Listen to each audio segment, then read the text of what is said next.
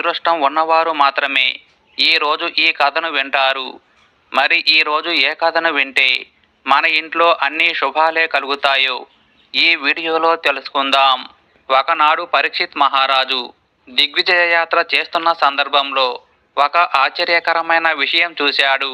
ఒంటికాలు కలిగిన ఎద్దు ఒకటి నిలుచొని ఉంటే దాని ముందు ఆవు ఒకటి నిలబడి ఏడుస్తూ ఉంది. అప్పుడు ఆ ఎద్దు ఎందుకు ఏడుస్తున్నావని ప్రశ్నిస్తుంది. అందుక ఆవు, నేను ఏడుస్తున్నది నా గురించి కాదు, ఆ కలి ప్రభావం చేత దేవతలకు, ఋషులకు, పితృదేవతలకు, దీయుతులకు, నీకు, నాకు, గోవులకు, వర్ణాశ్రమాలకు బాధ కలుగుతుంది కదా అని బాధపడుతున్నాను అంటుంది. అదంతా చూసి పరీక్షిత్ మహారాజు ఇలా అనుకున్నాడు, ఒక కాలు మీద ఎద్దు ఎలా నిలబడగలదు? దానిని చూసి ఆవు బాధపడటమేమిటి? అంటే అక్కడ ఉన్నది మామూలు ఆవు ఎద్దులు